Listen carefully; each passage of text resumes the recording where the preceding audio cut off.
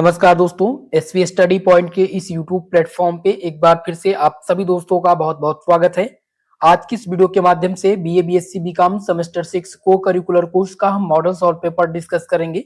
ऐसे विद्यार्थी जो एमजे पीआरयू बरेली विश्वविद्यालय के हैं उन सभी के लिए वीडियो मोस्ट इंपॉर्टेंट होगी। कल की परीक्षा में यानी कि 30 जून की परीक्षा में आप सबके पेपर में यहीं से प्रश्न पूछे जाएंगे।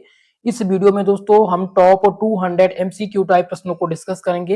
ये ऐसे प्रश्न हैं जो पिछले 3 वर्षों में रिपीट हुए हैं। दोस्तों ठीक यही प्रश्न आपके पेपर में भी पूछा जाएगा। सेमेस्टर 6 में जो आपका को करिकुलर कोर्स है उसका पेपर टाइटल है संचार कौशल एवं व्यक्तित्व विकास यानी कि communication skill and personality development. तो दोस्तों इसमें जो भी प्रश्न आएंगे वो 100% रिपीटेड हैं और कल की परीक्षा में यहीं से छपेगा आपके पेपर में प्रश्न। तो चलिए दोस्तों बिना देरी के स्टार्ट करते हैं आज की इस क्लास को और सॉल्व करते हैं इस मॉडल सॉल्व पेपर को। पहला प्रश्न है कि व्यक्तित्व में क्या शामिल है, आपको बताना है। तो दोस्तों याद रखेंगे व्यक्तित्व में विचार, भावनाएं और व्यवहार सम्मिलित होते हैं, इसलिए आंसर यहां पर हो जाएगा ऑप्शन नंबर सी। अगला क्वेश्चन है कि कौन सा कारक व्यक्तित्व विकास में योगदान नहीं देता है। तो यहां पर पूछा गया कि योगदान नहीं देता है। अगर पूछा जाता कि कौन सा कारक व्यक्तित्व विकास में योगदान देता है तो उसमें पहला हो जाता आनुवांशिक कारक, दूसरा हो जाता पर्यावरणीय अनुभव, तीसरा हो जाता व्यक्तिगत विकल्प। ठीक है, ये तीनों योगदान देते हैं, लेकिन इसमें सामाजिक स्थिति, सामाजिक आर्थिक स्थिति ये योगदान नहीं देती थी। ठीक है, तो यहाँ पर पूछा क्या गया था कि कौन सा कारक व्यक्तित्व विकास में योगदान नहीं देता है, तो आप लगाएंगे उत्तर सामाजिक आर्थिक स्थिति। ये उत्तर जो है ये योगदान नहीं देती, इसलिए ऑप्शन सी आपका इसमें सही उत्तर आपका है। अगला क्वेश्चन देखेंगे कि व्यक्तित्व पैटर्न की अस्थाई प्रकृति क्या है। तो दोस्तों इसमें ध्यान रखेंगे व्यक्तित्व पैटर्न की जो अस्थाई प्रकृति है वो है अस्थाई। ठीक है, यहाँ पर आंसर हो जाएगा आपका ऑप्शन नंबर डी। चलिए अगले प्रश्न की ओर। नेक्स्ट क्वेश्चन है क्वेश्चन नंबर आपका कि व्यक्तिगत के अनुसार, माफ कीजिएगा, व्यक्तित्व के अनुसार व्यक्ति दुनिया के साथ कैसे बातचीत करते हैं। पहला ऑप्शन है उदासीनता से, या दूसरा है कि सामाजिक मानदंडों के आधार पर, विशिष्ट रूप से, या फिर अनुमानता। तो दोस्तों इस क्वेश्चन का जो सही उत्तर हो जाएगा वो हो जाएगा विशिष्ट रूप से। ऑप्शन सी इसमें आपका राइट उत्तर है। अगला है कि किसी व्यक्ति के मनोवैज्ञानिक स्वरूप को क्या आकार देता है। पहला ऑप्शन अगर देखें तो इसमें दिया गया केवल अनुवांशिक कारक, केवल पर्यावरणीय अनुभव, या फिर केवल व्यक्तिगत विकल्प। या ऑप्शन डी कह रहा है कि अनुवांशिक कारक, पर्यावरणीय अनुभव और व्यक्तित्व विकल्प, ये इसमें तीनों इंक्लूड हैं, इसलिए ऑप्शन नंबर डी आपका इसमें सही उत्तर है। चलेंगे अगले क्वेश्चन की तरफ। और नेक्स्ट क्वेश्चन इसमें है कि कौन सा व्यक्तित्व का घटक नहीं है। इसमें से व्यक्तित्व का घटक पूछा गया कि कौन सा नहीं है। अगर ऑप्शन ए को देखें तो इसमें दिया गया लक्षण, बी दिया गया कौशल, सी है दृष्टिकोण और डी दिया गया है गुण। चलिए बताने का प्रयास कीजिएगा कि इनमें से जो व्यक्तित्व है उसका घटक नहीं है। तो इसमें से देखिए कौशल, अगर आपके अंदर दृष्टिकोण है, गुण है, लक्षण है, तो एक यहाँ पर आपका व्यक्तिगत घटक है, लेकिन कौशल इसके अंतर्गत नहीं आएगा, इसलिए ऑप्शन बी इसमें आपका राइट उत्तर है। अगला क्वेश्चन है कि कौन सा शब्द किसी व्यक्ति के व्यक्तित्व की विशेषता का सबसे अच्छा वर्णन करता है। तो इसमें ध्यान रखेंगे पहला ऑप्शन है अनुरूपता, एकरूपता, विशिष्टता, या फिर मानकीकरण। तो करेक्ट उत्तर इसका जो हो जाएगा वो हो जाएगा दोस्तों आपका ऑप्शन नंबर सी, विशिष्टता। इनमें से विशिष्टता सबसे इम्पॉर्टेंट होती है। किसी भी व्यक्ति के व्यक्तित्व की विशिष्टता का सबसे अच्छा वर्णन जो करता है वो इसकी विशिष्टता, यानी कि विशिष्टता मतलब होता है कि आपके अंदर जो विशेषता है वही सबसे इम्पॉर्टेंट है, इसलिए सी आंसर इसमें करेक्ट उत्तर है। अगला है कि व्यक्तित्व विकास में कौन से प्रभाव किसी के नियंत्रण के परे होते हैं। पहला है अनुवांशिक कारक, पर्यावरणीय अनुभव, या फिर दूसरा है कि व्यक्तित्व विकल्प, या डी दिया गया है इनमें से कोई नहीं। तो इनमें से दोस्तों ध्यान रखेंगे इस क्वेश्चन का जो सही उत्तर हो जाएगा वो हो जाएगा ऑप्शन नंबर ए। व्यक्तित्व विकास में इनमें से अनुवांशिक कारक किसी के नियंत्रण से परे होते हैं, इसलिए आंसर ए लगाएंगे आप करेक्ट उत्तर। अगला क्वेश्चन है कि कौन सा शब्द व्यक्तित्व लक्षण की अस्थाई प्रकृति को दर्शाता है। व्यक्तित्व लक्षण की अस्थाई प्रकृति को उनमें से कौन सा दर्शाता है ये आपको बताना है।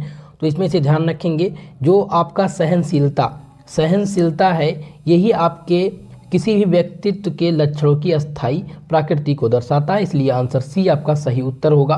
नेक्स्ट है दोस्तों कि व्यक्तित्व में आनुवंशिकी, पर्यावरण और विकल्पों की परस्पर क्रिया को क्या कहा जाता है। पहला हम अगर देखें तो इसमें दिया गया है कि व्यक्तित्व विरोधाभास, मनोवैज्ञानिक संश्लेषण, और सी दिया गया व्यक्तित्व संगम, डी दिया गया है त्रियादिक अंतःक्रिया। तो याद रखेंगे व्यक्तित्व में पर्यावरण और विकल्पों की परस्पर क्रिया को जो कहा जाता है वो कहा जाता है दोस्तों व्यक्तित्व संगम कहा जाता है। इसलिए आंसर सी आपका इसमें करेक्ट उत्तर हो जाएगा। चलिए नेक्स्ट क्वेश्चन की तरफ बढ़ते हैं और अगला क्वेश्चन है कि बिग 5 व्यक्तित्व मॉडल में क्या शामिल है। तो बिग 5 व्यक्तित्व के मॉडल में जो सम्मिलित है दोस्तों वो है 5 लक्षण। ठीक है, 5 लक्षण इसमें से सम्मिलित हैं, इसलिए आंसर लगाएंगे आप ऑप्शन नंबर बी पर। अगला है कौन सा गुण कल्पनाशील, जिज्ञासु और नए अनुभव के लिए खुला होने से जुड़ा है। तो इनमें से कौन जुड़ा है भैया, ये आपको बताना है। तो याद रखेंगे इसमें से खुलापन आपका इंक्लूड होगा। आंसर सी लगाएंगे आप सही उत्तर। अगला क्वेश्चन देखेंगे जिसमें है दोस्तों पूछा गया था कि कर्तव्यनिष्ठा में उच्च लोगों के होने की संभावना है। तो कर्तव्यनिष्ठा में उच्च लोगों के होने की जो संभावना अधिक होती है वो क्या होती है, याद रखेंगे आप कि उसमें संगठित और जिम्मेदार होता है। ठीक है, कर्तव्यनिष्ठ में उच्च लोगों की जो संभावना होती है वो संगठित और जिम्मेदारी होती है। ऑप्शन नंबर बी इस क्वेश्चन का करेक्ट उत्तर है। अगला क्वेश्चन है दोस्तों कि बिग 5 मॉडल में न्यूरोलॉजिस्ट क्या मापता है। जो बिग 5 मॉडल है तो इसमें जो न्यूरोलॉजिस्ट होता है वो क्या मापता है। तो उसमें ध्यान रखेंगे भावनात्मक स्थिरता बनाम अस्थिरता को न्यूरोलॉजिस्ट मापता है बिग 5 मॉडल में। इसलिए आंसर नंबर आपका ए इसमें करेक्ट उत्तर हो जाएगा। मोस्ट इंपॉर्टेंट क्वेश्चन है, ये याद रखेंगे आप। अगला क्वेश्चन है कि कौन सा गुण दर्शाता है कि कोई व्यक्ति कितना भरोसेमंद और उच्च उन्मुख है। चलिए बताने का प्रयास कीजिएगा। इनमें से बताना है कि कौन सा गुण दर्शाता है कि कोई व्यक्ति कितना भरोसेमंद और उच्च लक्षण उन्मुख है। ठीक है, तो याद रखेंगे इनमें से आपका हो जाएगा ऑप्शन नंबर बी। अगर आपके अंदर कर्तव्यनिष्ठता है या किसी भी व्यक्ति के अंदर कर्तव्यनिष्ठता है तो वो व्यक्ति भरोसेमंद और उच्च उन्मुख व्यक्ति के गुण को दर्शाता है। ऑप्शन नंबर बी आपका करेक्ट उत्तर होगा। नेक्स्ट क्वेश्चन देखेंगे, इसमें दिया गया है कि उच्च बहिर्मुखता की विशेषता वाला व्यक्ति होने की संभावना इनमें से है। चलिए बताने का प्रयास करेंगे दोस्तों। ध्यान रखेंगे इसमें जो आपका सही उत्तर हो जाएगा वो हो जाएगा ऑप्शन नंबर आपका बी। ठीक है, यहाँ पर बी सही है कि आउटगोइंग और सामाजिकता वाला जो व्यक्ति होता है वो उच्च बहिर्मुखता की विशेषता वाला व्यक्ति होता है। इसलिए बी आंसर इसमें आपका करेक्ट उत्तर है। नेक्स्ट क्वेश्चन है जिसमें पूछा गया है कि सहमति का संबंध है। तो सहमति का जो संबंध है वो किससे है।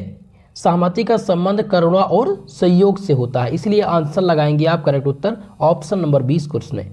नेक्स्ट क्वेश्चन है दोस्तों, ध्यान रखेंगे पूछा गया है कि निम्नलिखित में से कौन सा 5 बड़े व्यक्तित्व लक्षणों में से एक नहीं है। इसमें 5 व्यक्तित्व के लक्षण दिए गए हैं और बताना है आपको कि 5 बड़े व्यक्तित्व लक्षण में से इनमें से कौन सा नहीं है। तो इनमें से सबसे पहले हमें ध्यान देना होगा कि वो 5 जो लक्षण है वो कौन से हैं। ठीक है, तो 5 बड़े लक्षण में कौन कौन सा आता है इसको हम यहाँ पर समझेंगे। इंपॉर्टेंट क्वेश्चन है, ये ध्यान रखेंगे। तो इनमें से पहला हो जाएगा आपका सहमतता, दूसरा है ईमानदारी, तीसरा है खुलापन। ये 3 लक्षण हैं, लेकिन वे सत्यनिष्ठता जो है वो 5 बड़े व्यक्तित्व लक्षण के अंतर्गत नहीं आता है। इसलिए डी आंसर इसमें से आपका करेक्ट उत्तर होगा। चलेंगे हम अगले प्रश्न की ओर और नेक्स्ट क्वेश्चन जो है वो है कि कम न्यूरोलॉजिज्म वाले व्यक्तियों में इसकी संभावना अधिक होती है। तो कम जो न्यूरोलॉजिस्ट वाले जो व्यक्ति होते हैं उनमें जो संभावना होती है वो खुलापन, भावनात्मक स्थिरता के रूप होती है। ठीक है, कम न्यूरोलॉजिज्म वाले व्यक्ति की जो संभावना अधिक होती है वो भावनात्मक रूप से स्थिर होती है। इसलिए आंसर नंबर ए इसमें आपका राइट उत्तर है। अगला क्वेश्चन है कि बिग 5 मॉडल में संक्षिप्त नाम ओशियन का अर्थ क्या है। ओशियन का पूछा गया इसमें से कि अर्थ क्या है। तो इसका जो अर्थ होता है वो होता है खुलापन, कर्तव्यनिष्ठता, बहिर्मुखता, सहमतता और मनोविक्षिप्तता। इसमें से सी आंसर आपका करेक्ट उत्तर हो जाएगा। जब भी ओशियन, OCN, ठीक है, EAN, तो इसमें से खुलापन, कर्तव्यनिष्ठता, बहिर्मुखता, सहमतता और एन का मतलब मनोविक्षुब्धता, ये 3 इसमें आपके जो है 5 इंक्लूड है। तो बिग फायर मॉडल में संक्षिप्त नाम आप याद रखेंगे, मोस्ट इंपॉर्टेंट है, स्क्रीनशॉट ले लीजिएगा, बहुत बार ये पूछा जा चुका है। चलेंगे अगले प्रश्न की ओर। अगला क्वेश्चन है कि विचार, भावना और व्यवहार के अस्थायी पैटर्न क्या है जो व्यक्तित्व का निर्माण करते हैं। चलिए बताने का प्रयास कीजिएगा दोस्तों। इनमें से आपका जो करेक्ट उत्तर होगा वो हो जाएगा ऑप्शन नंबर डी, ठीक है। अगर हम देखें कि जो आपका दिया गया है क्वेश्चन, तो एक बार पुनः पढ़ने का प्रयास करेंगे कि विचार, भावना और व्यवहार के अस्थायी पैटर्न क्या है जो व्यक्तित्व का निर्माण करते हैं। तो व्यक्तित्व का जो निर्माण करता है वो करता है व्यक्तित्व लक्षण करता है, ठीक है। व्यक्तित्व लक्षण में से सही उत्तर आपका है। अगला है व्यक्तित्व के किस घटक में अवलोकनीय क्रियाएं शामिल होती हैं। तो व्यक्तित्व के अगर हम देखें तो इसमें घटक का नाम आपको बताना है। तो घटक में आपका हो जाएगा व्यवहार, व्यवहार भी एक घटक के अंतर्गत आता है। तो व्यक्तित्व के व्यवहार घटक में अवलोकनीय क्रिया सम्मिलित होती हैं, इसलिए आंसर डी आपका इसमें राइट उत्तर होगा। चलेंगे अगले क्वेश्चन की तरफ। और नेक्स्ट क्वेश्चन इसमें दिया गया है दोस्तों कि आमने सामने साक्षात्कार की प्राथमिक विशेषता क्या है। जल्दी से बताने का सभी लोग प्रयास करेंगे। आमने सामने साक्षात्कार की प्राथमिक विशेषता क्या है, इसमें प्राथमिक विशेषता आपको बतानी है। तो यहाँ पर पहला दिया गया ऑप्शन कि दूरस्थ संचार या प्रत्यक्ष व्यक्तिगत बातचीत या पूर्व निर्धारित प्रश्न या रिकॉर्ड की गई प्रतिक्रिया। तो सही उत्तर इनमें से कौन सा हो जाएगा। इसमें ऑप्शन नंबर बी आपका सही उत्तर होगा, प्रत्यक्ष व्यक्तिगत बातचीत। आमने सामने साक्षात्कार की जो प्राथमिक विशेषता होती है वो प्रत्यक्ष व्यक्तिगत बातचीत होती है। ऑप्शन नंबर बी करेक्ट उत्तर होगी। अगला क्वेश्चन देखेंगे जो मोस्ट इंपॉर्टेंट है। इसमें पूछा गया कि टेलीफोनिक साक्षात्कार को अन्य प्रकारों से क्या अलग करता है, ठीक है। पहला है संरक्षित प्रश्न, फोन के माध्यम से दूरस्थ संचार या फिर वीडियो कॉन्फ्रेंसिंग या साक्षात्कारकर्ताओं का पैनल।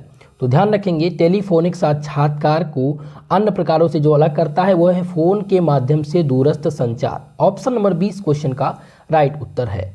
अगला क्वेश्चन है कि किस प्रकार का साक्षात्कार केवल मौखिक संचार पर निर्भर करता है। मोस्ट इंपॉर्टेंट है दोस्तों, मौखिक संचार, अमौखिक संचार, टेलीफोनिक संचार, वीडियो कॉन्फ्रेंसिंग संचार, ये सभी पूछे जाएंगे पेपर में, तो इसको आप ध्यान से समझ लीजिएगा। चलिए, किस प्रकार का साक्षात्कार पूछा गया था कि केवल मौखिक संचार पर निर्भर करता है। तो मौखिक संचार पर कौन सा निर्भर करता है ये आपको बताना है। पहला है आमने सामने साक्षात्कार, बी है टेलीफोनिक साक्षात्कार, सी ऑप्शन है वीडियो साक्षात्कार और डी दिया गया पैनल साक्षात्कार। तो इनमें याद रखेंगे ऑप्शन नंबर आपका हो जाएगा जो करेक्ट, तीसरे का बी सही है, यानी कि टेलीफोनिक साक्षात्कार। ये टेलीफोनिक साक्षात्कार केवल मौखिक संचार पर निर्भर करता है, ठीक है। बी आंसर आप लगाएंगे मौखिक संचार का, इसलिए क्योंकि अगर आप आमने सामने बातचीत कर रहे हैं, ठीक है, तो अब टेलीफोन के माध्यम से आप अगर वीडियो कॉन्फ्रेंसिंग होती तो उसमें आप रूप के अकॉर्डिंग या वेशभूषा के अकॉर्डिंग आप संचार कर सकते थे या सांकेतिक भाषा के रूप में आप बात कर सकते थे। लेकिन जब आप टेलीफोनिक का साक्षात्कार करेंगे तो केवल और केवल आपका मौखिक संचार इस पर निर्भर करता है। तो बी आंसर लगाएंगे सही उत्तर। अगला है कि वीडियो साक्षात्कार की एक सामान्य विशेषता क्या है। जल्दी से बताने का प्रयास कीजिएगा भाई कि वीडियो साक्षात्कार की एक जो है सामान्य विशेषता क्या है। तो वीडियो कॉन्फ्रेंसिंग की जो सामान्य विशेषता है वो है रिकॉर्ड की गई प्रतिक्रियाएं। रिकॉर्ड की गई प्रतिक्रिया हमें वीडियो साक्षात्कार की एक सामान्य विशेषता लगी, इसलिए आंसर नंबर सी आपका यहाँ पर राइट उत्तर होगा। अगला क्वेश्चन है, एक संरक्षित साक्षात्कार में इसे असंरक्षित साक्षात्कार से क्या अलग करता है, ठीक है, क्या अलग करता है ये आपको यहाँ पर बताना है।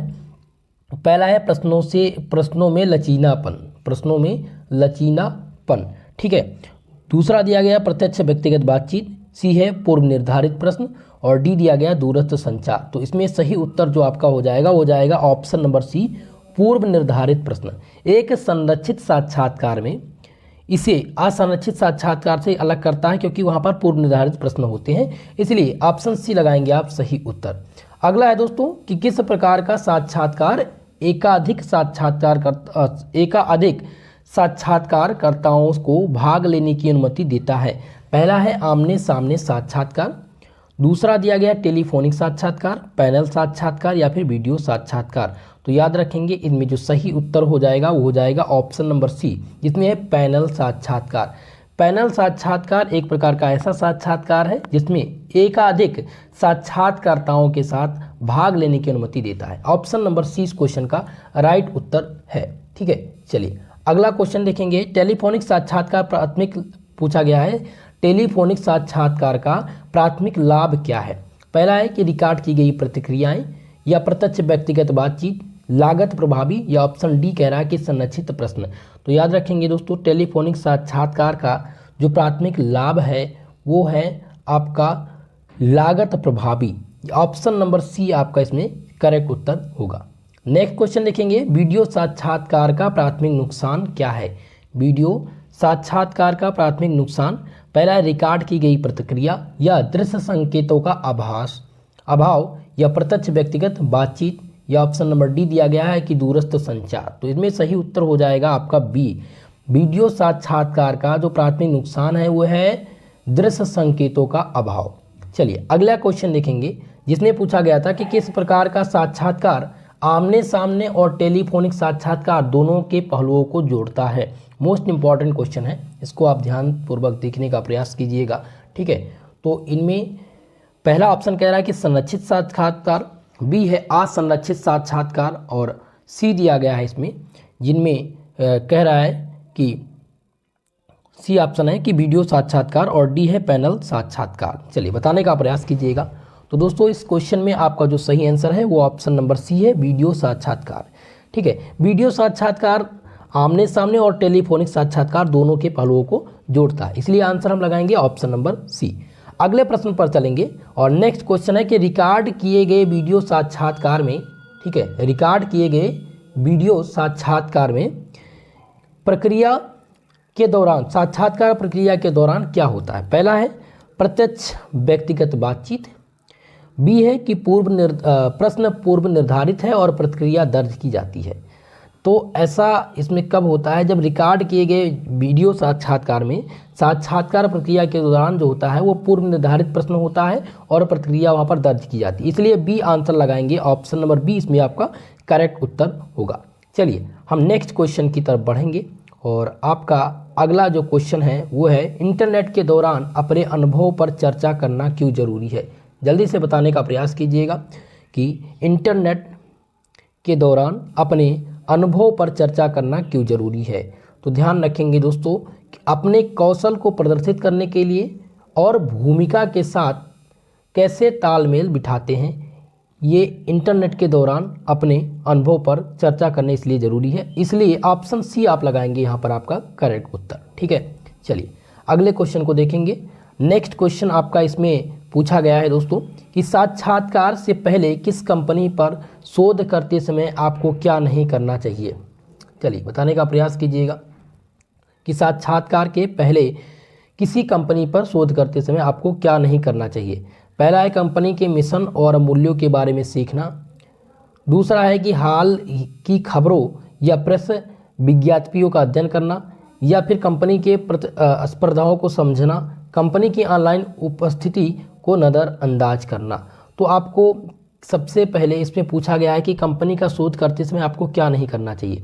तो आपको नहीं करना चाहिए कंपनी के मिशन और मूल्यों के बारे में सीखना। ठीक है, यहाँ पर ऑप्शन नंबर ए आपका करेक्ट उत्तर होगा। नेक्स्ट क्वेश्चन देखेंगे, आप सामान्य साक्षात्कार प्रश्नों के प्रभावी ढंग से कैसे संभल सकते हैं? पहला है आंख मिलाने से बचना, बी अगर ऑप्शन देखें ऑप्शन नंबर बी है कि लंबी अशब्द प्रतिक्रिया प्रदान करना, सी दिया गया है कि संक्षिप्त होना और प्रासंगिक अनुभव को प्रदर्शित करना, डी दिया गया है सामान्य उत्तर को याद रखना। तो याद रखेंगे दोस्तों इनमें से ऑप्शन नंबर सी आपका करेक्ट उत्तर है। माफ कीजिएगा, संक्षिप्त होना और प्रासंगिक अनुभव को प्रदर्शित करना। आप अगर सामान्य साक्षात्कार प्रश्नों के प्रभावी ढंग से संभाल सकते हैं तो इसमें आपको संक्षिप्त होना, प्रासंगिक होना, इन सब से बचना चाहिए। ठीक है, तो आपका सही उत्तर क्या हो जाएगा? Option number C. अगला क्वेश्चन देखेंगे। नेक्स्ट है कि कंपनी के मूल्यों के अनुरूप प्रतिक्रिया तैयार करने का उद्देश्य क्या होता है? तो याद रखेंगे दोस्तों इनमें आपका जो सही उत्तर हो जाएगा वो हो जाएगा ऑप्शन नंबर सी, यानी कि कंपनी संस्कृति के साथ तालमेल प्रदर्शित करना। चलिए अगले क्वेश्चन की ओर बढ़ेंगे। आप अपनी साक्षात्कार की तैयारी को और अधिक प्रभावी कैसे बना सकते हैं? पहला दिया गया, कंपनी पर किसी भी शोध से बचना, या केवल तकनीकी कौशल पर ध्यान केंद्रित करना, या मित्र का आकाओं से प्रतिक्रिया मांगना। मित्र या कोई आका यानी कि आपका दोस्त है तो उससे उसकी प्रतिक्रिया मांगना, यानी कि कैसे उस कंपनी में कार्य कर रहा है, तो उसमें वो कंपनी कैसी है उसके बारे में उससे जानना। ये एक सामान्य लिपि को याद रखना, यानी कि उस कंपनी के सामान्य लिपि को याद रखना। तो क्या ये एक आपके साक्षात्कार में और अधिक प्रभावी डाल सकता है, ये आपको बताना था। तो दोस्तों याद रखेंगे, इस क्वेश्चन का जो सही उत्तर हो जाएगा वो हो जाएगा आपका ऑप्शन नंबर सी। ठीक है, मित्र या आकाओं से प्रतिक्रिया मांगना। चलिए अगला क्वेश्चन देखेंगे। नेक्स्ट क्वेश्चन इसमें है कि बायोडाटा बनाते समय आपको क्या प्राथमिकता देनी चाहिए, बताना है आपको उत्तर। तो बायोडाटा बनाते समय आपको जो प्राथमिकता देनी चाहिए वो देनी चाहिए प्रासंगिक कौशल और अनुभव पर प्रकाश डालना, इसलिए ऑप्शन बी इसमें आपका राइट उत्तर होगा। अगला क्वेश्चन है दोस्तों कि आप जिस नौकरी के लिए आवेदन कर रहे हैं उसके अनुरूप अपना बायोडाटा तैयार करना क्यों महत्वपूर्ण है। ये क्वेश्चन बहुत ही मोस्ट इम्पॉर्टेंट क्वेश्चन है। ठीक है, तो जब आप किसी भी नौकरी के लिए आवेदन कर रहे हों तो उसके अनुरूप आपका बायोडाटा करना महत्वपूर्ण क्यों होता है, क्योंकि आप अपने अनूठे अनुभव का उजागर कर सकें। ठीक है, तो यहाँ पर सी उत्तर आपका करेक्ट आंसर होगा। अगला है कि पेशेवर, नेक्स्ट क्वेश्चन की तरफ अगर बढ़ें तो नेक्स्ट क्वेश्चन है कि पेशेवर बायोडाटा के लिए कौन सा प्रारूप अनुशासित है। तो पेशेवर बायोडाटा के लिए इनमें जो प्रारूप अनुशासित है वो इनमें से कौन सा हो जाएगा, वो इनमें से आपका हो जाएगा ऑप्शन बी, यानी कि एक स्वच्छ और पेशेवर लेआउट। ऑप्शन नंबर 20 में आपका राइट उत्तर होगा। चलिए अगले क्वेश्चन की तरफ बढ़ेंगे। नेक्स्ट क्वेश्चन है कि आपको अपने कार्य अनुभव को बायोडाटा में प्रस्तुत करना चाहिए, ये आपको बताना है। चलिए बताने का प्रयास कीजिएगा कि आपको अपने कार्य अनुभव को बायोडाटा में कैसे प्रस्तुत करना चाहिए। तो इनमें से पहला ऑप्शन दिया गया है कि आपके द्वारा किए गए प्रत्येक कार्य को सूचीबद्ध करना। बी है केवल नौकरी के शीर्षकों पर ध्यान देना, या प्रमुख उपलब्धियों और जिम्मेदारियों पर प्रकाश डालना, या फिर अस्पष्ट भाषा का प्रयोग करना। तो 34 नंबर क्वेश्चन का जो सही आंसर है वो हो जाएगा ऑप्शन नंबर सी, यानी कि प्रमुख उपलब्धियों और जिम्मेदारियों पर प्रकाश डालना। ठीक है, ये आपका सही उत्तर है। पूछा गया था कि आपको अपने कार्य अनुभव को बायोडाटा में कैसे प्रस्तुत करना चाहिए, तो आपको प्रस्तुत करना चाहिए जो आपकी प्रमुख उपलब्धियां हैं और जिम्मेदारी है उन पर आप प्रकाश डालें। चलिए अगला क्वेश्चन है कि बायोडाटा को संक्षिप्त रखने का उद्देश्य क्या है। बायोडाटा को संक्षिप्त रखने का उद्देश्य यहाँ पर पूछा गया है कि क्या है। तो इनमें से जो सही आंसर हो जाएगा ऑप्शन नंबर सी, यह सुनिश्चित करने के लिए कि मुख्य जानकारी आसानी से पचने योग्य है। ऑप्शन नंबर आपका सी करेक्ट उत्तर है। नेक्स्ट क्वेश्चन देखेंगे। आपका अगला क्वेश्चन है कि पेशेवर ऑनलाइन उपस्थिति बनाए रखने के लिए लिंक्डइन शिष्टाचार का एक प्रमुख पहलू क्या है। मोस्ट इंपॉर्टेंट क्वेश्चन है। ठीक है, ये आपको बताना है। तो ध्यान रखेंगे इसमें सही उत्तर जो आपका है वो ऑप्शन नंबर डी है, यानी कि एक संक्षिप्त संदेशों के साथ कनेक्शन अनुरोधों को अनुकूलित करना। यानी कि पेशेवर ऑनलाइन उपस्थिति बनाए रखने के लिए लिंक्डइन शिष्टाचार का एक प्रमुख पहलू क्या है। तो यह पहलू है कि एक संक्षिप्त संदेश के साथ कनेक्शन अनुरोधों को अनुकूलित करना। ठीक है, तो डी आंसर लगाएंगे आप सही उत्तर। अगला क्वेश्चन अगर हम देखें तो क्वेश्चन है कि लिंक्डइन पर दूसरों के साथ जुड़ने के लिए अनुशासित अभ्यास क्या है। तो अनुशासित अभ्यास आपको बताना है। तो इनमें से याद रखेंगे भैया कि जो अनुशासित आभास है वो कौन सा हो जाएगा। तो हो जाएगा आपका सार्थक बातचीत। सार्थक बातचीत आपका इंपॉर्टेंट होगा। ऑप्शन सी इसमें से आपका सही आंसर है। चलेंगे अगले क्वेश्चन की तरफ। तो नेक्स्ट क्वेश्चन है कि अपने आप लिंक्डइन प्रोफाइल की व्यावसायिकता को कैसे बढ़ा सकते हैं। अपने आप अगर हम कहें तो लिंक्डइन की व्यावसायिकता को कैसे बढ़ा सकते हैं। तो दोस्तों ध्यान रखेंगे कि आप अपनी प्रोफाइल को जब कंप्लीट करेंगे और लोगों के साथ शेयर करेंगे तो आप अपनी व्यावसायिकता को बढ़ा सकते हैं। इसलिए आप लगाएंगे ऑप्शन नंबर डी यहाँ पर राइट उत्तर। नेक्स्ट क्वेश्चन है कि लिंक्डइन पर कनेक्शन अनुरोध भेजते समय किस सामान्य गलती से बचना चाहिए। यहाँ पर है कि किस सामान्य गलती से आपको बचना चाहिए। ठीक है, तो याद रखेंगे दोस्तों, यहाँ पर जो सही उत्तर हो जाएगा वो हो जाएगा ऑप्शन नंबर सी, सामान्य संदेशों का उपयोग करना। लिंक्डइन पर कनेक्शन अनुरोध भेजते समय हमें जो सामान्य गलती से बचना है वो है सामान्य संदेशों का उपयोग करना। ठीक है, सी आंसर लगाएंगे आप सही उत्तर। नेक्स्ट क्वेश्चन है कि लिंक्डइन पर सिफारिशें मांगते समय आपको क्या करना चाहिए। तो अगर आप ध्यान रखें, लिंक्डइन पर अगर आप सिफारिश मांग रहे हैं तो आपको सामान्य जो बातें, जो सामान्य सिफारिशें हैं उनमें आपको क्या करना है, यानी कि इसमें जो सही उत्तर हो जाएगा इस क्वेश्चन का वो हो जाएगा मेरे हिसाब से ऑप्शन नंबर आपका बी, क्योंकि ऑप्शन बी अगर देखें कि प्रयुक्त उपयुक्त होने पर सिफारिशों का अनुरोध करें, तो लिंक्डइन पर जब सिफारिश मांगते समय आपको करना चाहिए कि उपयुक्त होने पर जो सिफारिशों हैं उनका अनुरोध आप यहाँ पर करें।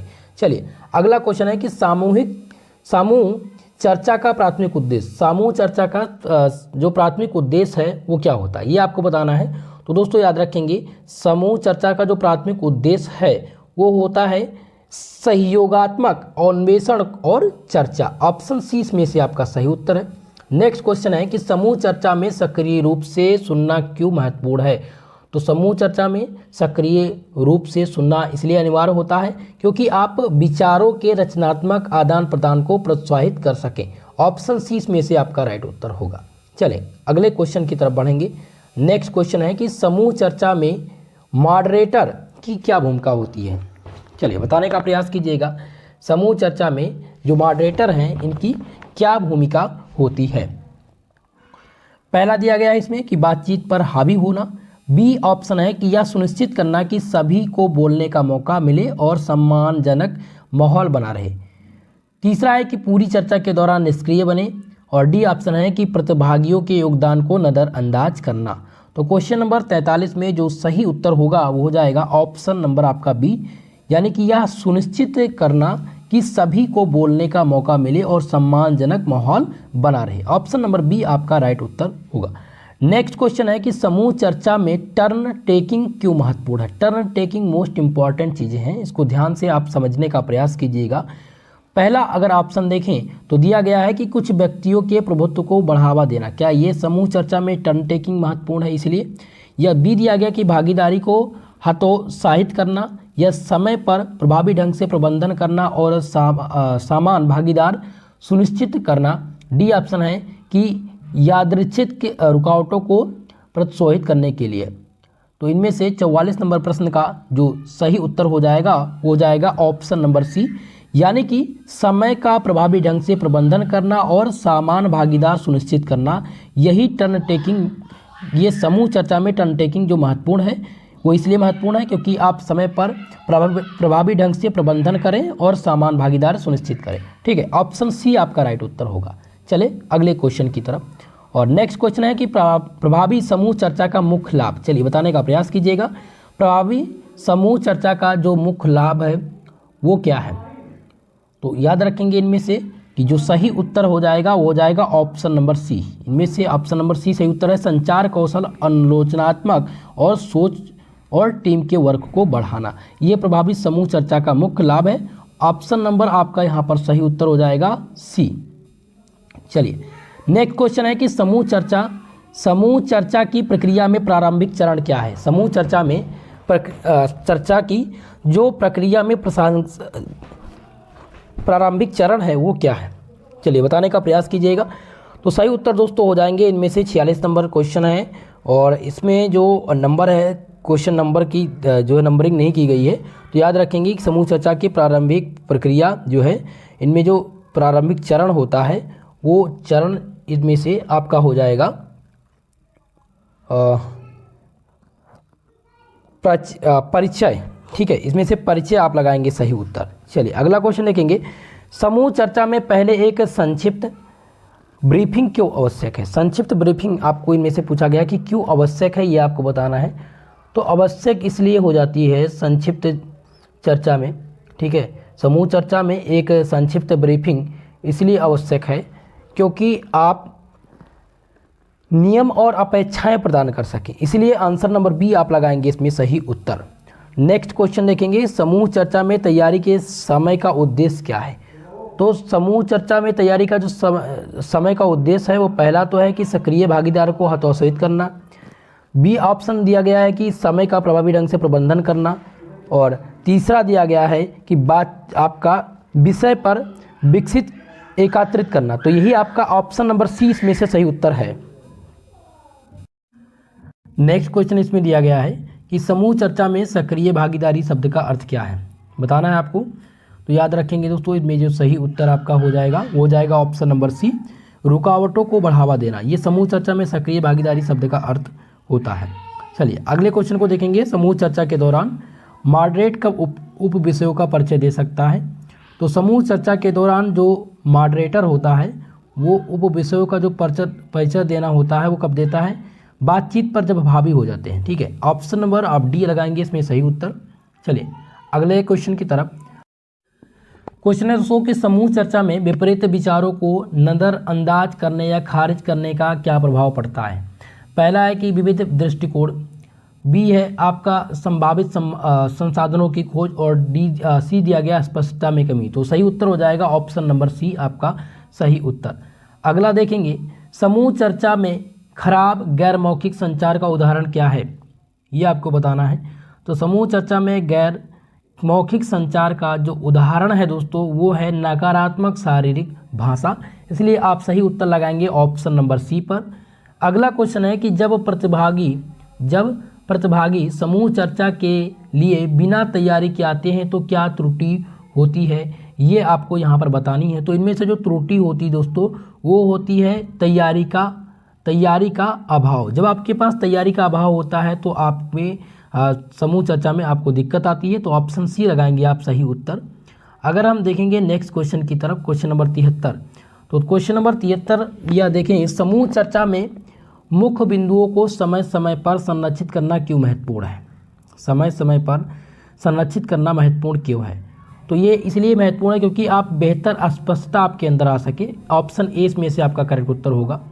नेक्स्ट क्वेश्चन है कि समूह चर्चा में अंतर्मुखी प्रतिभागियों को अपने दृष्टिकोण साझा करने के लिए सक्रिय रूप से प्रोत्साहित करने का क्या परिणाम होता है। तो इसका जो परिणाम होता है वो आपको यहाँ पर बताना है। तो सही आंसर हो जाएगा उत्पादकता में कमी।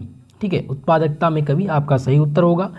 समूह चर्चा, नेक्स्ट क्वेश्चन है कि समूह चर्चा में प्रभावी संयम की क्या भूमिका होती है।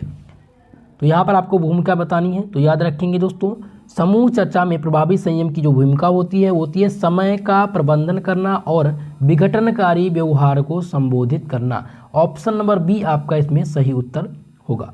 नेक्स्ट क्वेश्चन अगर हम देखें तो नेक्स्ट क्वेश्चन है कि समूह चर्चा में अंतर्मुखी लोगों को नज़रअंदाज करने की क्या गलती होती है, गलती क्या होती है।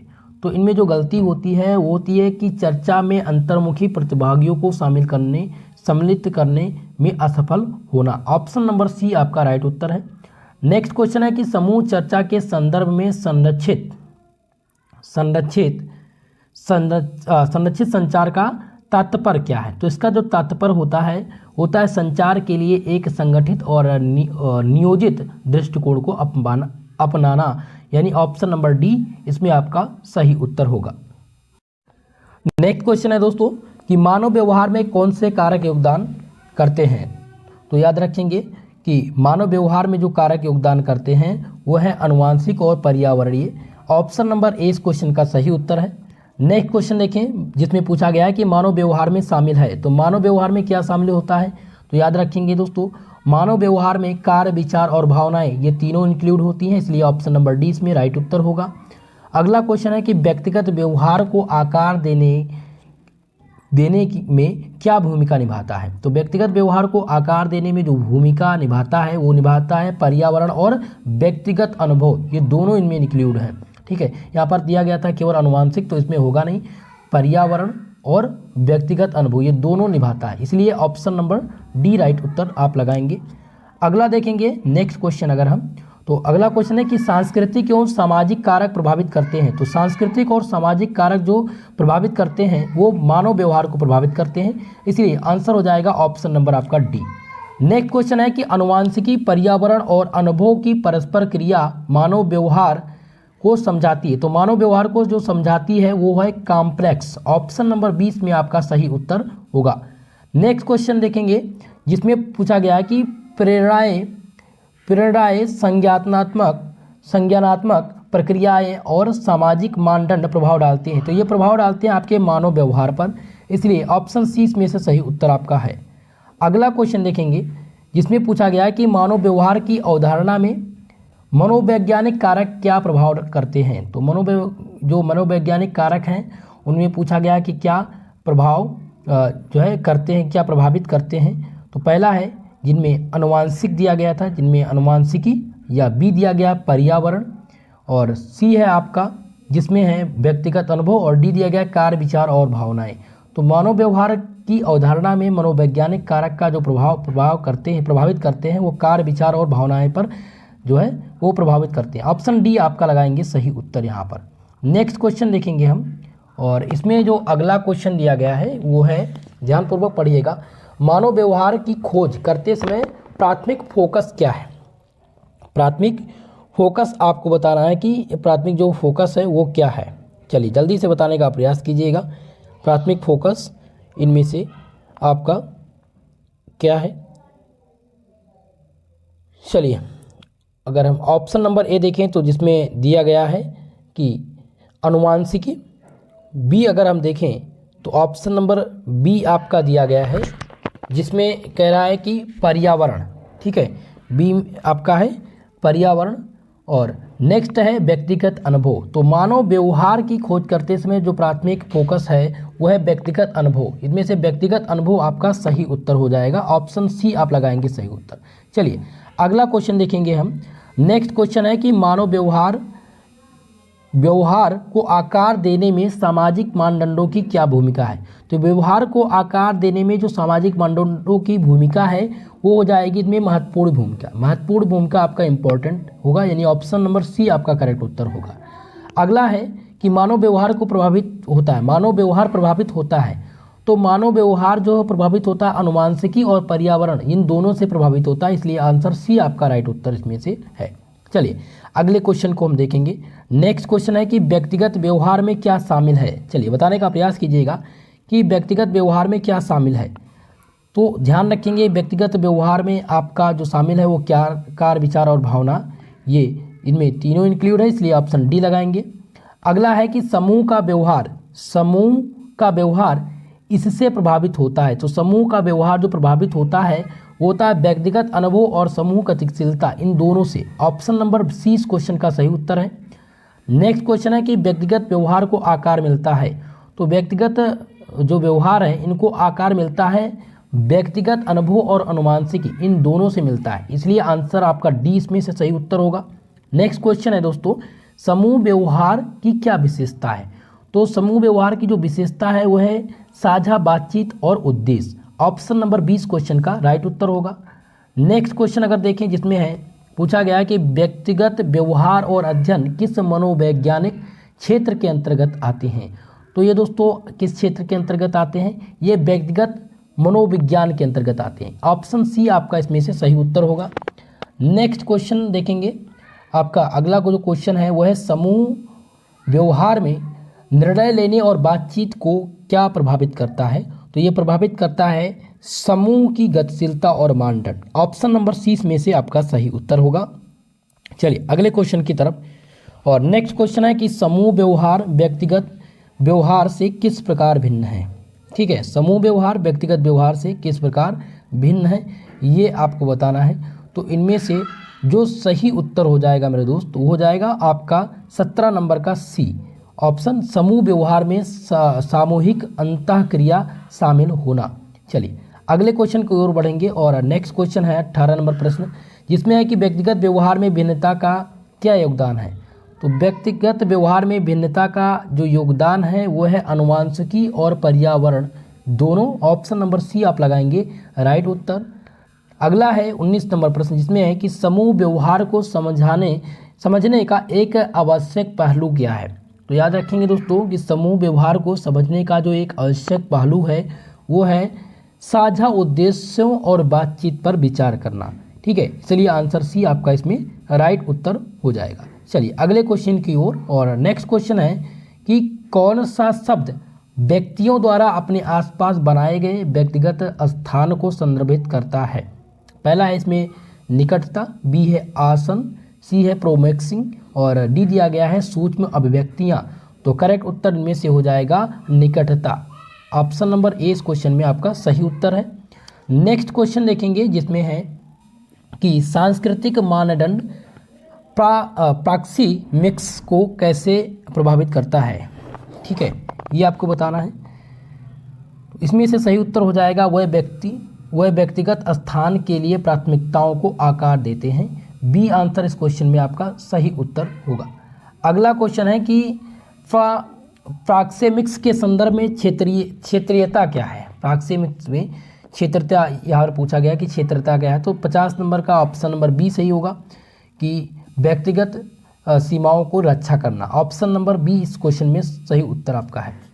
अगला है दोस्तों जिसमें है कि निम्नलिखित में से कौन क्रिया में प्रॉक्सिमिक्स का उदाहरण। तो प्रॉक्सिमिक्स का जो उदाहरण है वो है व्यक्तिगत स्थान प्राथमिकताएं। ऑप्शन नंबर सी आपका इसमें से आपका सही उत्तर होगा। नेक्स्ट क्वेश्चन है दोस्तों जिसमें है कि विभिन्न संस्कृतियों के लोग प्रॉक्सिमिक्स के अलग अलग तरीके से कैसे समझ सकते हैं। तो अलग अलग जो तरीका है उसमें आपका सांस्कृतिक मानदंड व्यक्तिगत स्थान की अपेक्षाओं को आकार देते हैं। ऑप्शन नंबर बी आपका इसमें से सही उत्तर होगा। नेक्स्ट क्वेश्चन आपका है प्रॉक्सिमिक्स में अतरंगी दूरी शब्द का क्या अर्थ है। अतरंगी दूरी शब्द का अर्थ इनमें से पूछा गया क्या है। तो इसका जो अर्थ है वह है व्यक्तिगत बातचीत बंद करें। अतरंगी दूरी यानी व्यक्तिगत जो बातचीत है उसको बंद करें। ये प्रॉक्सिमिक्स में अतरंगी दूरी का शब्द है। ऑप्शन बी आपका राइट उत्तर होगा। नेक्स्ट क्वेश्चन है दोस्तों जिसमें पूछा गया है कि प्रॉक्सिमिक्स भीड़ भाड़ वाले स्थान में संचार को कैसे प्रभावित करता है। तो ये प्रभावित करता है दोस्तों, लोग भीड़ में बड़ी निजी जगह पसंद करते हैं। ऑप्शन नंबर बी आपका राइट उत्तर होगा। अगला है कि गैर मौखिक संचार में प्रॉक्सिमिक्स क्या भूमिका निभाता है। तो गैर मौखिक संचार में जो प्रॉक्सिमिक्स है वो भूमिका निभाता है या स्थानिक विचारों के माध्यम से मौखिक संचार को पूरक बनाता है। इसलिए आंसर नंबर सी आपका इसमें से सही उत्तर आपका होता है। चलिए अगला क्वेश्चन है जिनमें पूछा गया है कि हैप्टिक्स इन पर्सनैलिटी का अध्ययन करता है। तो हैप्टिक्स इन पर्सनैलिटी का जो अध्ययन करता है वो है स्पर्श संचार। ऑप्शन नंबर बी आपका राइट उत्तर होगा। चलिए अगले क्वेश्चन की तरफ बढ़ेंगे। और नेक्स्ट क्वेश्चन आपका है कि सांकेतिक भाषा मुख्यतः किसके लिए प्रयोग की जाती है। चलिए जल्दी से बताने का प्रयास कीजिएगा। तो सांकेतिक भाषा जो प्रयोग की जाती है वो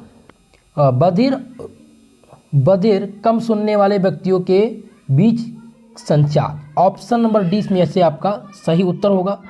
नेक्स्ट क्वेश्चन है कि सांकेत भाषा बोली जाने वाली भाषाओं से किस प्रकार भिन्न है।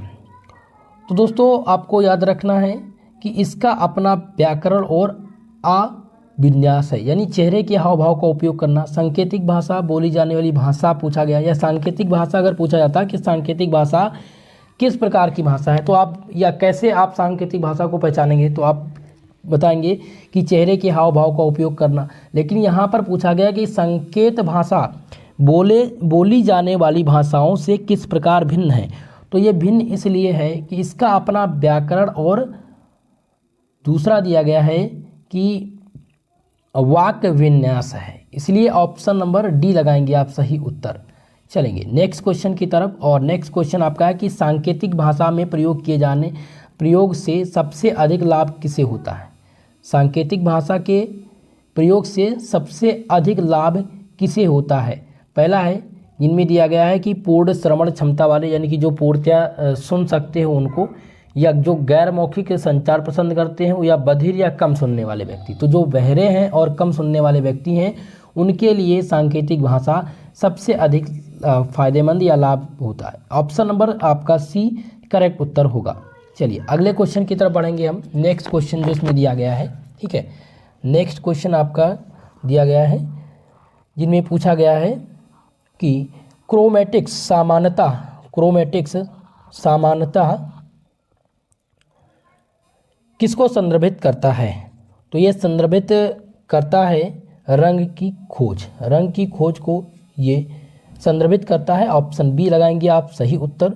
और नेक्स्ट क्वेश्चन है क्रोमेटिक्स किस क्षेत्र में प्रासंगिक है?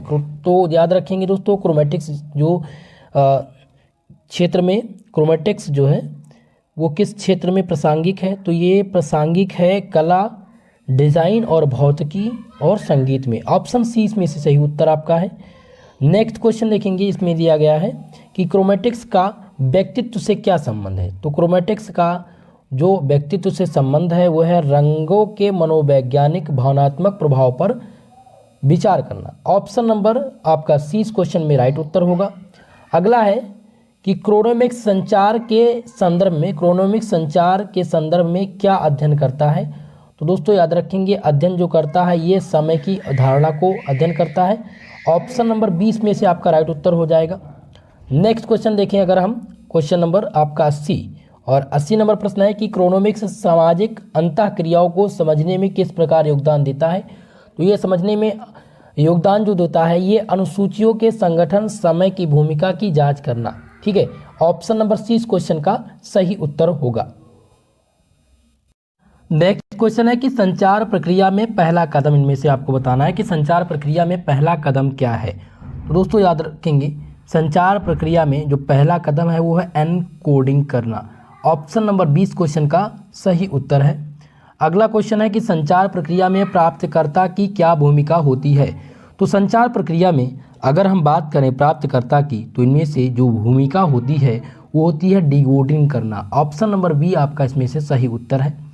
नेक्स्ट क्वेश्चन है कि संचार प्रक्रिया के किस घटक में वह भौतिक संसाधन सम्मिलित होते हैं जिनके माध्यम से संदेश प्रेषित किया जाता है? तो याद रखेंगे दोस्तों कि संचार प्रक्रिया के किस घटक में, अगर किस घटक की बात करें तो किस घटक में वह भौतिक साधन सम्मिलित होते हैं जिनके माध्यम से संदेश प्रेषित किया जाता है? तो याद रखेंगे दोस्तों, चैनल के माध्यम से। चैनल के माध्यम से हम संदेश को प्रसारित करते हैं या प्रेषित करते हैं। ऑप्शन नंबर 20 क्वेश्चन में आपका सही उत्तर है। अगला क्वेश्चन है कि जब प्राप्तकर्ता संदेश पर प्रतिक्रिया प्रदान करता है तो इसे संचार प्रक्रिया में क्या कहा जाता है? तो संचार प्रक्रिया में इसको हम कहते हैं प्रतिक्रिया। ऑप्शन नंबर सी इस क्वेश्चन में आपका सही उत्तर है। अगला क्वेश्चन है चिंतन और विचारों को ऐसे रूप में अनुवादित करने की जो प्रक्रिया है उसको क्या कहा जाता है जिसे दूसरों द्वारा समझा जा सके? तो उसको दूसरों के द्वारा अगर जिसे समझा जा सके उसको क्या बोलते हैं? तो उसको दोस्तों याद रखेंगे बोलते हैं एकोडिंग करना। ऑप्शन नंबर ए इस क्वेश्चन का सही उत्तर आपका होगा। नेक्स्ट क्वेश्चन है जिसमें है पूछा गया कि मौखिक संचार क्या है? मौखिक संचार क्या है? तो मौखिक संचार जो है हाव भाव और शारीरिक भाषा, ठीक है, या बोले गए या लिखित शब्द, चेहरे के भाव या उपरोक्त सभी। तो इनमें एग्जैक्ट जो आंसर हो जाएगा वो हो जाएगा ऑप्शन नंबर आपका बी, यानी कि बोले गए या लिखित शब्द ये मौखिक संचार कहलाते हैं। ऑप्शन नंबर बी आपका सही उत्तर है। अगला क्वेश्चन है कि निम्नलिखित में से कौन सा अशाब्दिक संचार का उदाहरण है? तो अशाब्दिक संचार का जो उदाहरण है दोस्तों वो है हाथ से इशारों का उपयोग करना। ये आपके अशाब्दिक संचार के अंतर्गत आता है। अगला क्वेश्चन है कि मानवीय अंतःक्रिया में अशाब्दिक संचार का क्या भूमिका निभाता है? तो अशाब्दिक संचार के अंतर्गत आता है यह मौखिक संचार का पूरक है। ऑप्शन नंबर बी आपका इस क्वेश्चन में सही उत्तर होगा।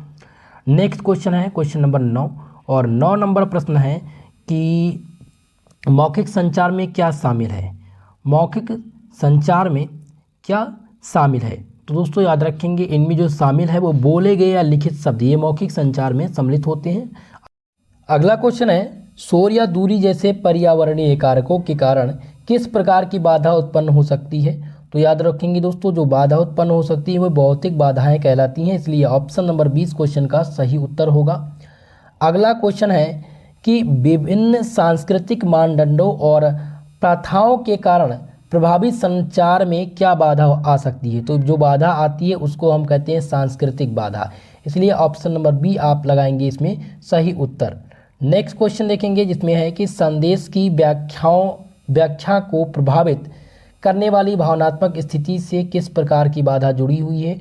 तो जो बाधा जुड़ी हुई है वो भावनात्मक बाधाएं इसमें जुड़ी हुई है, इसलिए ऑप्शन ए इसमें आपका सही उत्तर हो जाएगा। नेक्स्ट क्वेश्चन है कि विभिन्न दृष्टिकोणों के कारण संचार अस्पष्टता में क्या बाधा आ सकती है। तो संचार बाधा में जो अस्पष्टता यहाँ पर पूछी गई आ सकती है वो आपका है अवधारणात्मक बाधा। अवधारणात्मक बाधा इनमें से सही उत्तर होगा, यानी ऑप्शन सी आप लगाएंगे सही उत्तर। ठीक है, चलिए अगले क्वेश्चन की ओर बढ़ेंगे। नेक्स्ट क्वेश्चन है कि संचार में पराई भाषा किस पर ध्यान केंद्रित करता है। तो दोस्तों याद रखेंगे, संचार में पराई भाषा जो ध्यान केंद्रित करता है वो भाषण के गैर मौखिक तत्व को ये केंद्रित करता है। ऑप्शन नंबर बी आपका इसमें सही उत्तर होगा। नेक्स्ट है आपका कि निम्नलिखित में से कौन सा पराई भाषाई संकेतों का उदाहरण है। तो पराई भाषाई संकेतों का जो उदाहरण है दोस्तों वो हो जाएगा चेहरे के भाव, यानी ऑप्शन नंबर 20 में आपका राइट उत्तर होगा। नेक्स्ट क्वेश्चन है दोस्तों जिसमें पूछा गया कि पराई भाषाई संचार में कैसे योगदान देता है।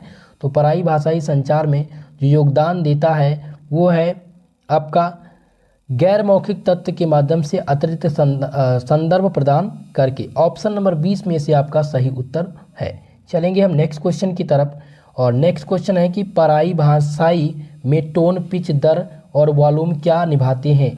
तो जो पराई भाषाई में टोन, पिच और दर, वॉल्यूम ये जो है ये निभाते हैं कि वह अर्थ और भावना व्यक्त करते हैं। ये जो निभाते हैं यानी कि ये अर्थ और भावना व्यक्त करते हैं, इसलिए सी आंसर में से सही उत्तर होगा।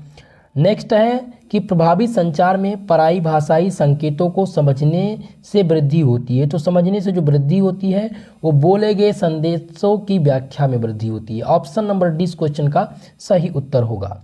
चलेंगे हम अगले क्वेश्चन की तरफ, और नेक्स्ट क्वेश्चन है कि भाषा में शब्दावली में क्या शामिल है। भाषा शब्दावली में जो शामिल है वो है ज्ञात और प्रयुक्त शब्दों का सेट, इसलिए आंसर नंबर 20 में से आपका सही उत्तर होगा। नेक्स्ट क्वेश्चन की अगर हम बात करें तो अगला क्वेश्चन है 38 नंबर, जिसमें है शब्दावली को भाषा दक्षता का एक प्रमुख घटक क्यों माना जाता है। तो शब्दावली को भाषा दक्षता का एक प्रमुख घटक इसलिए माना जाता है क्योंकि इसमें वाणी में तीव्रता जोड़ता है, या वाणी में तीव्रता जोड़ता है, यानी कि बी आंसर इनमें से सही उत्तर आपका होगा। चलेंगे हम अगले क्वेश्चन की ओर, और नेक्स्ट क्वेश्चन जो आपका है वो है कि विचारों और धारणाओं को व्यक्त करने में शब्दावली क्या भूमिका निभाती है।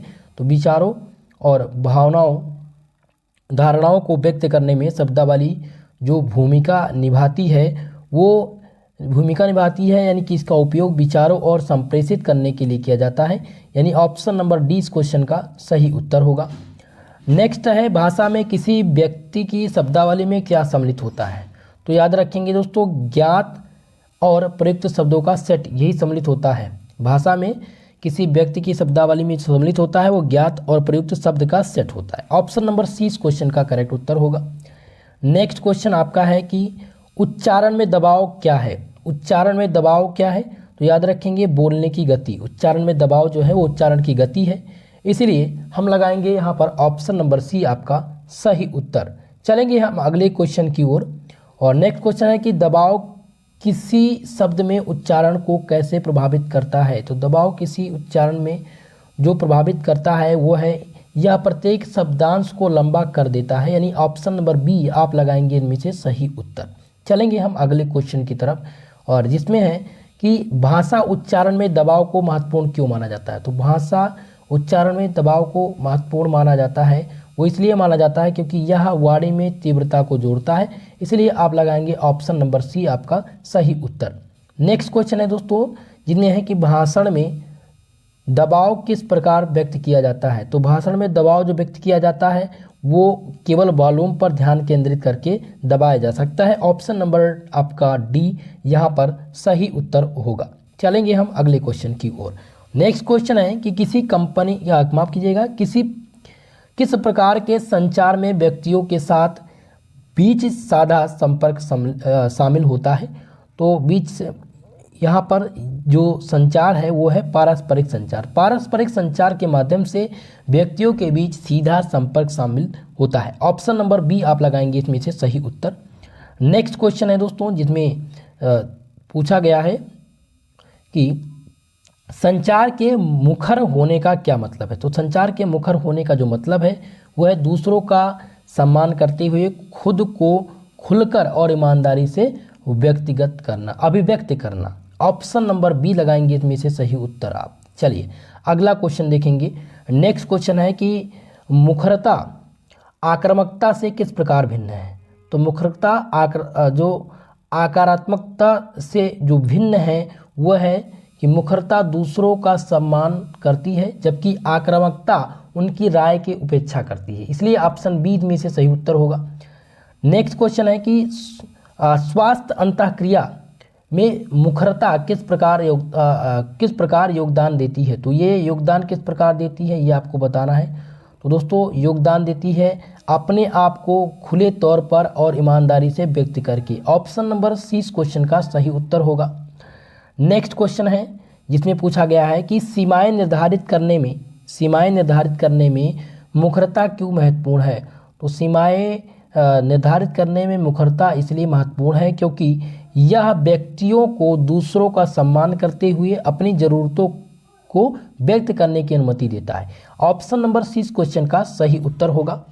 और नेक्स्ट क्वेश्चन यहाँ पर है कि कौन सा शब्द संचार शैली का वर्णन करता है जो स्वयं को व्यक्त करने और दूसरों पर विचार करने को संतुलित करता है। तो इनमें से जो सही उत्तर हो जाएगा वो हो जाएगा ऑप्शन नंबर सी यानी कि मुखर। नेक्स्ट क्वेश्चन है कि आक्रामक संचार की विशेषता क्या है। आपको बताना है आक्रामक संचार की विशेषता।